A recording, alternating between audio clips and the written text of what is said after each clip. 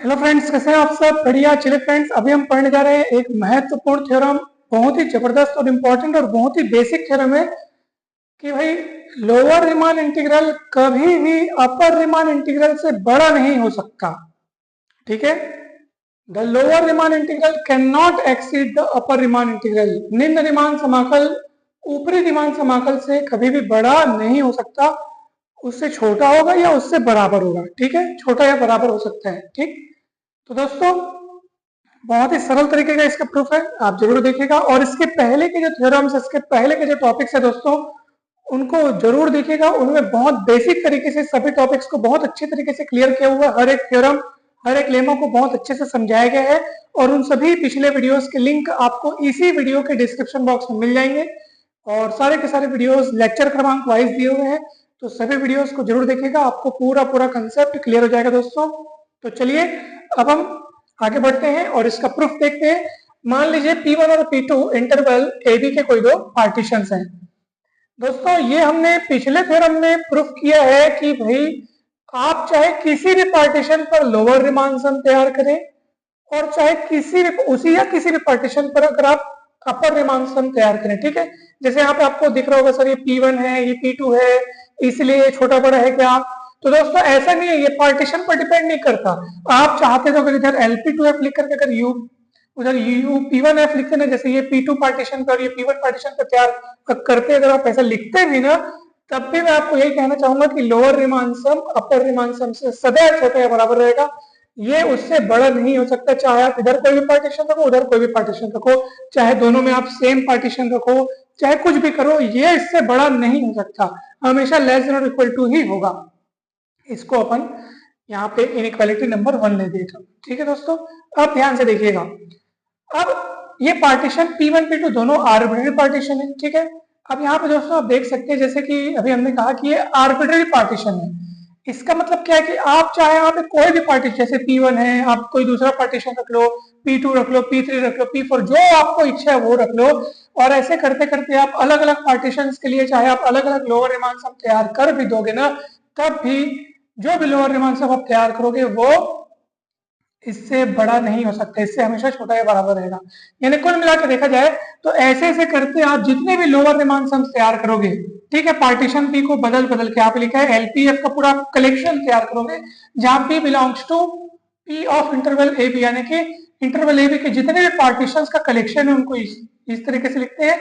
और उन सभी पार्टीशंस के लिए जब आप लोअर रीमान सम तैयार करोगे तो उन सभी लोअर रीमान सम्स का कलेक्शन जब तैयार करोगे, तब उस कलेक्शन में से कोई भी एलपीएफ यानी कोई भी लोअर रीमान सम इससे बड़ा नहीं हो सकता। यानी कि देखा जाए तो ये यूपी2एफ जो है ना, वो सभी कलेक्शन के लिए, उन सभी लोअर रीमान सम्स के उन कलेक्शन के लिए, ठीक है, सभी लोअर रीमान सम्स के उस कलेक्शन के लिए ये किसका काम कर रहा है? एक अपर बाउंड का काम कर रहा है, क्योंकि इस कलेक्शन का कोई भी सदस्य इससे बड़ा नहीं हो सकता, सबके सब इससे छोटे या इससे बराबर हो सकते हैं। इसलिए इस कलेक्शन के लिए एक अपर बाउंड का काम कर रहा है। इसका मतलब यह है दोस्तों कि इस कलेक्शन का कोई भी मेंबर जब इससे बड़ा नहीं हो सकता, तो समझ लीजिए इस कलेक्शन का जो सुप्रीमम होगा ना, वो भी इससे यानी यूपी2एफ से बड़ा नहीं हो सकता, उससे छोटा या बराबर होगा। अब सुप्रीमम ऑफ एलपीएफ क्या होता है दोस्तों? आप सभी को पता होगा। लोअर रीमान सम्स का जो कलेक्शन है उसके सुप्रीमम को अपन इस तरीके से लिखते हैं एलएफ, और इसी को तो हम लोग कहते हैं, इसी को कहते हैं, क्या बोलते हैं? Lower Riemann integral. तो ये लोअर रीमान इंटीग्रल देखो ऐसे लिखते हैं, integral A to B F T X, और यहाँ नीचे में लाइन खींचते हैं। इसका मतलब क्या है कि ये लोअर रीमान इंटीग्रल है, और वो भी यूपी2एफ से क्या होगा दोस्तों? छोटा या बराबर होगा, इससे बड़ा नहीं हो सकता। ठीक है। अब चलिए, तो हमने क्या किया दोस्तों, हमने यहाँ पे पहले P2 को क्या रखा? P2 को वहीं रखा, और इसके बारे में बात किया कि भैया इसको अगर पार्टीशन को बदल बदल के अगर कोई भी लोअर रीमान सम यहाँ आप लाओगे, कैसा भी आप तैयार करोगे, वो इससे बड़ा नहीं हो सकता। यानी कि इसका पूरा कलेक्शन का जो सुप्रीमम होगा वो भी इससे बड़ा नहीं हो सकता। यानी लोअर रीमान इंटीग्रल इससे बड़ा नहीं हो सकता, उससे छोटा या बराबर ही रहेगा। अब बात करते हैं इसकी। तो यहाँ पे जो पार्टीशन P2 दिख रहा है ना, वो भी एक आर्बिट्ररी पार्टीशन है इंटरवल ए बी का। यानी कि अगर आप यहाँ पे बदल बदल के, जैसे पार्टीशन P2 पे तैयार हुआ है, ऐसे आप कोई और दूसरा पार्टीशन लाओगे ना, और हर पार्टीशन पे जब आप अपर रीमान सम तैयार करोगे, तो उनमें से कोई भी अपर रीमान सम इससे छोटा नहीं हो सकता, इससे सदैव बड़ा या बराबर ही रहेगा। यानी ऐसे तैसे करके जितने भी अपर रिमान सम तैयार करो और उन अपर रिमान सम्स का पूरे कलेक्शन भी आप अगर तैयार करोगे तो उस पूरे कलेक्शन के लिए ये जो क्वांटिटी है या ये जो क्वांटिटी है, ये जो LF है, वो एक लोअर बाउंड का काम करेगा, क्योंकि इस कलेक्शन का कोई भी मेंबर इस LF से छोटा नहीं हो सकता। सारे मेंबर इस LF से क्या होंगे, बड़े या बराबर होंगे। यानी कि ये किसका काम कर रहा है, एक लोअर बाउंड का काम कर रहा है। यानी कि इस पूरे सेट का इंफिमम भी जो है वो भी इस LF से बड़ा या बराबर रहेगा, छोटा नहीं हो सकता। ठीक है। और इंफिमम ऑफ UPF क्या होता है, UF, यानी कि अपर रीमान इंटीग्रल, जिसको अपन इस तरीके से भी लिखते हैं। ठीक है दोस्तों, तो यहाँ पे आपको ये साफ साफ पता चल गया होगा, साफ साफ ये बात सिद्ध हो गई कि लोअर रीमान इंटीग्रल अपर रीमान इंटीग्रल से कभी भी बड़ा नहीं हो सकता, हमेशा उससे छोटा या बराबर रहेगा।